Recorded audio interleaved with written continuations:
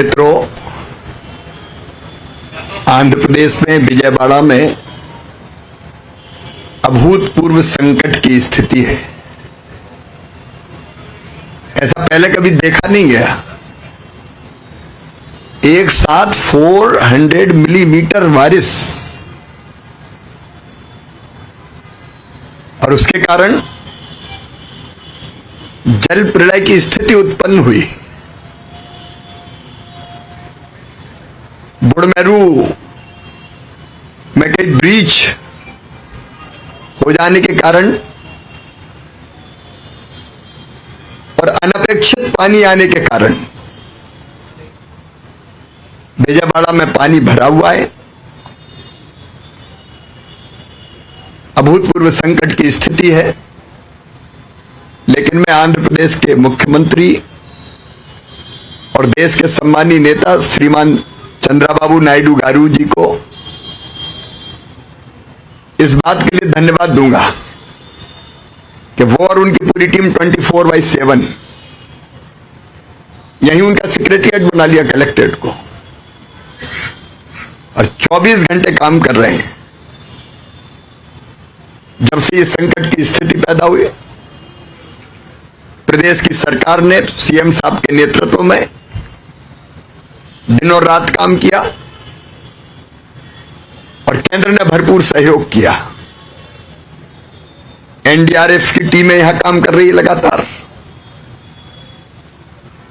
Air force के, नौसेना के हेलीकॉप्टर्स जितने मांगे गए, केंद्र सरकार ने, प्रधानमंत्री जी ने, होम मिनिस्टर साहब ने उनको भेजने का काम किया और दिन और रात राज्य सरकार के साथ मिलकर संकट की स्थिति से जनता को निकालने का प्रयास किया। और इसलिए इतने भयानक जल प्रलय के बाद भी ह्यूमन लॉस, मानव जीवन का नुकसान बहुत न्यूनतम हुआ है। अगर सरकार इतनी दक्षता से काम नहीं करती तो यह स्थिति बहुत भयावह हो जाती। अब तत्काल जो सवाल सामने है, जैसे कि सम्मानीय बाबू बता रहे थे आपको, कुछ शॉर्ट टर्म प्लानिंग करनी पड़ेगी। आज मैं विजयवाड़ा शहर में पानी में भी उतर के घूमा, हमारे स्थानीय केंद्रीय मंत्री, हमारे स्थानीय आईटी मिनिस्टर, एमएलए, एमपी के साथ, और मुझे इस बात का संतोष है कि प्रशासन के हर एक डिपार्टमेंट के साथ यहां के हमारे जनप्रतिनिधि काम में लगे हुए हैं। एमपी, एमएलए, मिनिस्टर्स, और अलग अलग वार्ड को एक एक जिम्मेदार आईएएस अफसर के हवाले किया गया है। मैंने लोगों से जाके चर्चा की तो तकलीफ तो है, 5 दिन हो गए पानी भरे हुए, लेकिन बावजूद इसके चाहे फूड पैकेट्स हो, दूध का, मिल्क का इंतजाम हो, पीने का पानी हो, ड्रोन से पहली बार आंध्र प्रदेश में आपके लीडरशिप में यह प्रयोग हुआ है। ड्रोन से फूड पैकेट्स, मिल्क पैकेट्स ये ड्रॉप किए गए, लोगों तक पहुंचाने का प्रयास किया गया है और लोगों ने बताया कि मिल रहा है उनको। और एक टीम लगातार फोन करके पूछ रही है, जिसकी मॉनिटरिंग स्वयं चीफ मिनिस्टर साहब कर रहे हैं। तो लोगों की संतुष्टि का स्तर कि हमको मिल रहा है वो बहुत ऊंचा है। लेकिन संकट तो अभूतपूर्व है। जहां से पानी निकल गया है वहां युद्ध स्तर पर सैनिटेशन का काम, जो घरों के अंदर मलबा है, मड है, उसको साफ करने का काम, पानी से धोने का काम भी लगातार हो रहा है। पशु मारे गए तो एनिमल हस्बेंड्री की टीम भी लगातार काम कर रही है। और जो बुडमेरू ब्रीच है, जल्दी वो बंद हो, उसके लिए आर्मी, जैसा आपने बताया, कॉल की गई है और वो जल्दी पहुंचने वाली है। क्योंकि उस पानी का, जब तक वो पानी बंद नहीं होगा तो ये संकट यहां बना रहेगा और कुछ प्रश्नों पे और विचार करना पड़ेगा। जैसे आपने कहा, प्रकाशम बैराज 17 इयर्स पुराना है, 70 साल 70, लेकिन उसमें से कितना पानी डिस्चार्ज होगा उसकी सीमा पहले तय थी, लगभग 11 लाख क्यूसिक, 11.9, लेकिन 12 लाख के ऊपर पानी एक साथ आ गया। मैंने टकराई हुई बोट देखी, वो तो बड़े संकट से बच गए। और टेक्निकली इस डिस्चार्ज को कैसे बढ़ाया जाए, उसके लिए हमारे होम मिनिस्टर श्रीमान अमित शाह जी ने आपने मांगी, टीम भी भेजी है। तो कुछ तो ऐसी जो लॉन्ग टर्म प्लानिंग करनी होगी, जैसे प्रीवियस गवर्नमेंट के समय बड़मेरू के आसपास ही जो माइनिंग हुई, इलीगल माइनिंग हुई, उसके कारण भी नुकसान पहुंचा और उसके कारण ब्रीच, वो बड़ा कारण एक ब्रीच होने का। तो इन चीजों को भी ढंग से देखना पड़ेगा। लेकिन तत्काल जो आपकी प्राथमिकता है जनता को राहत देने की, क्रॉप डैमेज भी काफी हुआ है।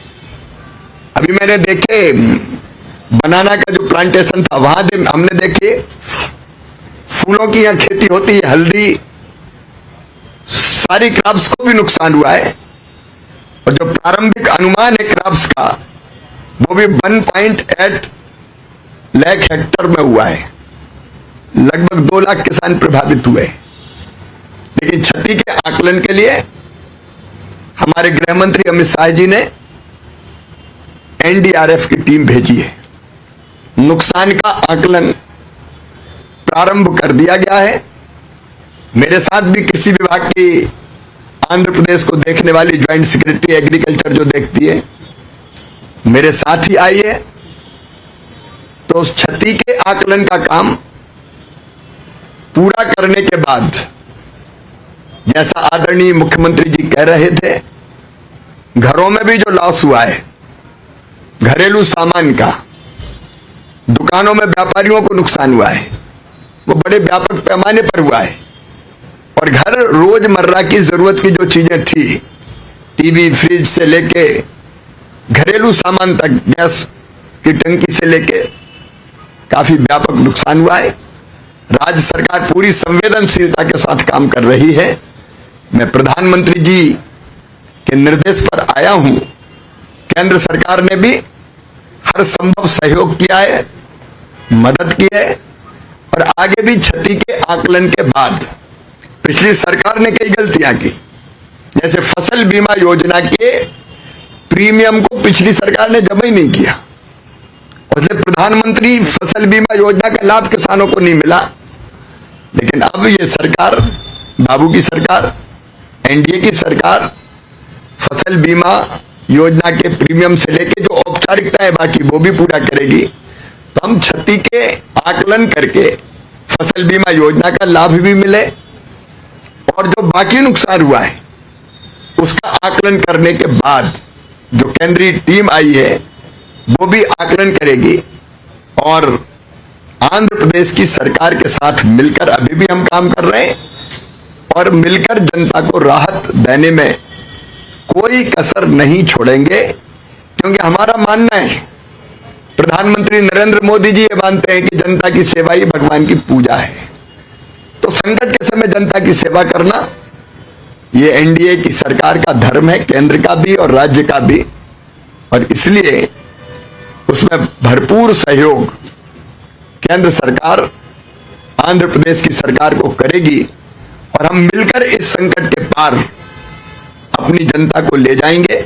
टेक्निकल इश्यूज पर एक्सपर्ट्स की रिपोर्ट्स के बाद उस पर भी हम लोग आगे कदम उठाएंगे, ताकि कोई लॉन्ग टर्म जो मेजर्स हैं, ऐसी कृष्णा नदी के कारण में जो फ्लड आता और परिस्थितियां पैदा होती है, वो भी उठाए जा सकें।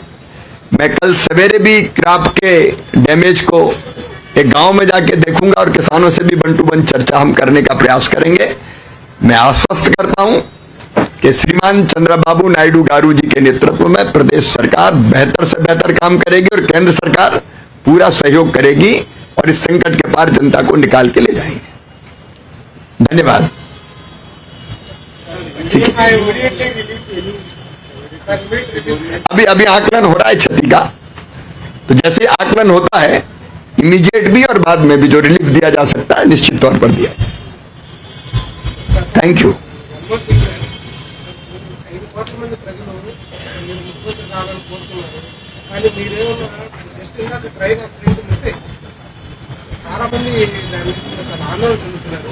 కానీ మీరేమో మీ గురించి ఆలోచించుకోకుండా ఏమి చేస్తున్నారు అంటే దాని మీద సమాధానం చెప్పాలి.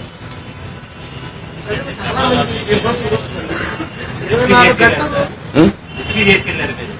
చాలా రిస్క్ జరాల్సిన ప్రాబ్లం. ఈ just miss train accident CM sir just miss train accident. I was watching one canal, then train has come. I was standing nearby that.